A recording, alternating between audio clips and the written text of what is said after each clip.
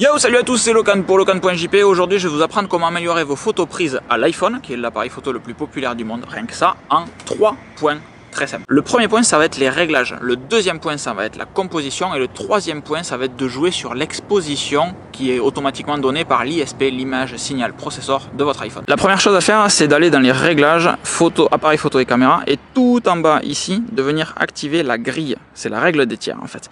En activant cette grille, vous pouvez aussi au passage activer l'enregistrement en 4K si votre iPhone le supporte, et le slow motion en 1080p à 120 images secondes, et en portrait mode, moi j'ai désactivé ces deux choses. Bref, foncièrement, on s'en fiche, mais surtout activer cette grille. Comment va se matérialiser cette grille? Tout simplement avec 4 petits traits qui se croisent, qui font donc 4 points de force ici, ici et ici, et c'est sur ces points de force qu'il faudra venir essayer de caler votre horizon. Par exemple, essayez de le caler sur la règle des tiers si vous faites un paysage, ou la règle des tiers ici, de telle manière, ou si vous voulez le faire en rotation, le sol c'est jamais trop beau, alors que le ciel c'est quand même un peu plus sympa. Donc si vous essayez de faire une composition, c'est bien d'avoir un tiers, 2 tiers, ou si vous voulez être un peu plus artistique ici, mais ça vous permettra toujours d'avoir une ligne d'horizon, quelle que soit l'orientation de votre photo, pour venir vous aligner, etc.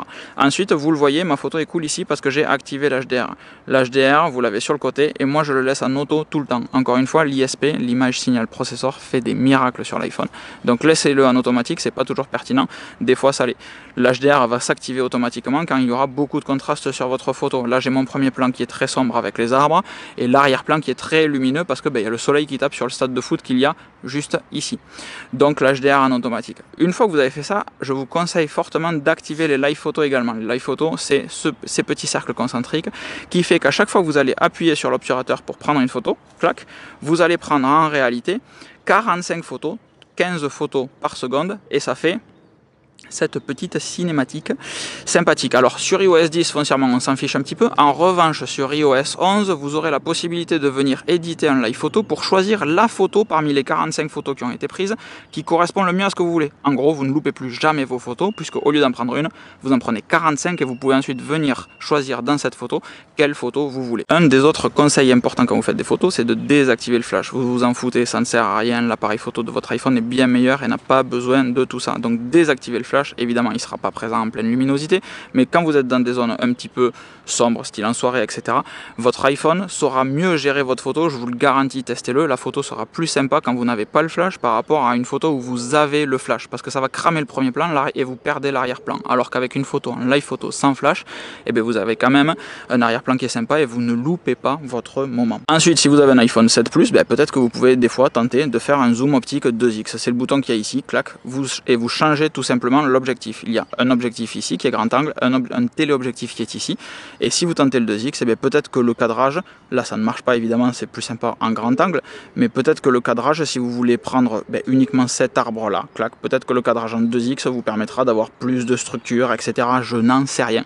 Le 2x est vachement plus utilisable quand vous prenez des personnes en photo. Entre une photo normale que je ferai de PA et une photo de PA plus loin en 2x, la photo que je vais faire en 2x sera nettement plus sympathique parce qu'au téléobjectif, j'isole un peu plus PA de l'arrière-plan, tandis qu'avec au 1x, si PA s'avance, j'ai cet effet de grand angle autour de lui qui n'est pas sympathique. Alors que si je me mets en 2x, bon là c'est un très gros plan, mais j'ai pas cet effet de fisheye et c'est nettement plus sympa pour du mode portrait. Vous pouvez également tester le mode portrait qui marche pas toujours, etc. Mais tentez-le, au moins c'est un 2x avec un flou d'arrière-plan, clac, vous tentez votre mode portrait, vous voyez que le flou c'est bien fait, et toujours pareil, j'essaye de ne jamais centrer mon sujet. PA n'est pas au milieu, il est légèrement décalé, de telle sorte que j'écrase pas son regard contre le corps de le bord de la photo ici.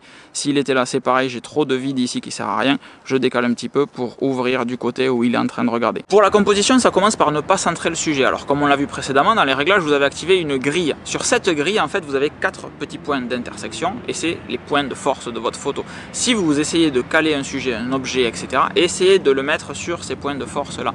Et sachez aussi que le regard d'une personne qui regarde une photo, qui regarde un site web, ça marche pour tout. Ça part toujours d'en haut à gauche, ça fait un espèce de truc comme ça, alors dans votre sens comme ça, clac, ça redescend en diagonale et ça refait le bas de gauche vers la droite. Donc essayez toujours de cadrer si c'est possible sur le point de force d'en haut à gauche, sinon en haut à droite, sinon en bas à gauche, sinon en bas à droite. Mais si vous calez quelque chose en bas à droite, c'est peut-être pas la chose qu'on verra de prime abord quand on regardera votre photo. Un autre point qui est important lors de la composition, c'est qu'il faut que vous sachiez que vous pouvez agir sur l'environnement. Si vous prenez une photo et qu'il y a, j'en sais rien, un détritus par terre, puisqu'on est dehors là, un détritus par terre ou une poubelle qui vous dérange ou quelque chose qui vous fait chier, vous pouvez vous avancez, reculez, zoomez avec votre iPhone, mais je le déconseille puisque ça va être du zoom numérique et on perd en qualité, donc zoomez avec vos pieds comme on dit, c'est-à-dire avancez-vous, reculez-vous, essayez de cadrer différemment pour essayer de bouger ce qu'il y a dans votre champ. Si vous shootez une personne, demandez à la personne de se décaler un petit peu, s'il y a une poubelle juste derrière, essayez de l'isoler, d'avoir un arrière-plan qui est propre et pas un arrière-plan chargé avec un grillage, avec une maison derrière qui vient caler le bord de la tête, etc. Essayez d'isoler au moins le visage de la personne de telle sorte qu'elle ressorte de l'arrière-plan. Ça, c'est des petites astuces toutes simples. Agissez sur votre environnement et vous verrez que vos photos seront bien meilleures. Dans le cas présent, si je prends ma photo comme ceci, j'ai le banc en bas à droite qui m'emmerde, j'ai la poubelle en bas à gauche là-bas qui m'emmerde. Si je vais là, j'ai quand même ma poubelle et j'ai pas tous mes arbres. Si je vais là, j'ai mon banc qui pourrait donner un petit style à la limite, comme ceci, mais je trouve que mon arbre sur le côté est beaucoup trop près et je n'ai pas toute ma hauteur. Alors que si je rotationne simplement mon écran et que je me mets comme ça, je n'ai ni mon banc ni ma poubelle. Et j'ai en revanche tout ce qui est très sympathique pour voir ces messieurs arriver en courant. Le troisième point, c'est de demander une mise au point. Alors généralement, l'ISP, l'image signal processor, comme je vous disais en début de vidéo de votre iPhone, fait des miracles. C'est-à-dire qu'il sait à peu près détecter toutes les scènes différentes. Et s'il choisit une exposition, s'il choisit une colorimétrie, généralement, il se plante pas. Ça peut arriver cependant que vous disiez mais là je le mettrai plus lumineux volontairement pour faire un effet, ou au contraire plus sombre volontairement pour faire un effet. À ce moment là vous allez tout simplement toucher votre écran à l'endroit où vous voulez faire la mise au point et le réglage d'exposition, et ensuite sur le côté vous avez un petit slider que vous pouvez faire jouer aussi, donc vous touchez et vous allez monter ou descendre après avoir touché pour éclaircir ou obscurcir votre photo et ainsi arriver au réglage que vous voulez. Ça c'est une option que peu de personnes connaissent mais qui est là et qu'il faut utiliser. Si par exemple là vous vous dites en fait la photo est trop sombre, vous cliquez ici et vous voyez la photo va s'éclaircir, et sur le côté j'ai un petit slider qui apparaît, c'est magique. Si je monte, ma photo s'éclaircit, si je descends, ma photo s'assombrit. Mais encore une fois, généralement l'iPhone en prenant lui-même ses décisions fait des photos quand même assez sympas. De la même manière, si vous voulez faire des vidéos, si vous restez appuyé sur un endroit où vous demandez une mise au point, par exemple au milieu de l'écran ou sur un point de force, et bien vous allez faire un AEAF lock, c'est-à-dire que l'exposition va être bloquée, la mise au point va être bloquée, et du coup si vous avancez et que vous reculez avec votre iPhone, si la luminosité change, etc., le réglage reste verrouillé sur votre iPhone. C'est plus utilisé quand vous faites des vidéos, par exemple si vous partez de loin et que vous voulez que la mise au point soit bonne au dernier moment dans votre vidéo et pas une mise au point continue pour que ça soit toujours net.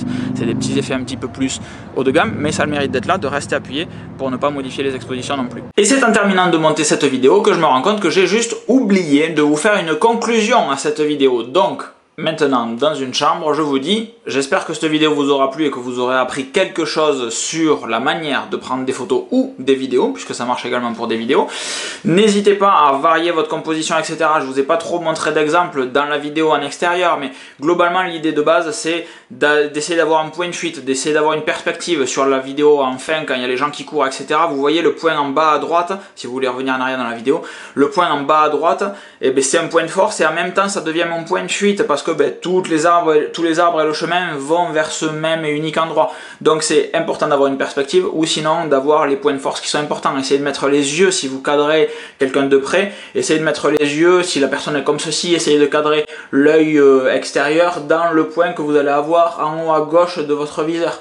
De telle sorte, le visage reste à peu près centré, mais le premier truc que vous voyez c'est l'œil, et c'est l'œil qui est le plus important en photographie. Quand vous prenez quelqu'un en photo, il faut que la mise au point soit faite sur l'œil tout le temps, rien d'autre. Donc c'est intéressant d'avoir de la composition, travailler réellement votre composition, c'est ça qui est le plus important en fait. Quand vous prenez une photo, ne centrez pas le sujet, la tête de la personne en plein milieu de la photo pour avoir tout le haut qui est vide et il vous manque des données en bas. Centrez-la, décentrez-la un petit peu, de telle sorte que la règle des tiers d'en haut soit à peu près au niveau des yeux. Essayez de trouver des compositions qui sont assez sympas comme ça, regardez ce que font les autres, allez sur Flickr, suivez des vrais comptes de photographes sur Instagram, pourquoi pas. Moi j'ai appris la photographie avec Flickr. Quand j'achetais un objectif, j'allais voir sur Flickr qu'est-ce qu'on pouvait faire avec cet objectif, et en regardant ce que faisaient les autres, j'essayais de faire pareil que les autres. Du mimétisme, et c'est comme ça qu'on apprend, il n'y a pas de secret, la photo c'est très visuel, donc regardez ce que font les autres, apprenez à copier, et peut-être qu'au bout d'un moment vous trouverez votre propre mouvance, etc. et des clichés qui vous seront très propres. Je vous fais des gros bisous. Si cette vidéo vous a appris quelque chose, n'hésitez pas à la partager, partagez l'article s'il vous plaît, le locan.jp, etc. Je compte sur vous, je vous fais des gros bisous et je vous dis à très vite. Ciao ciao.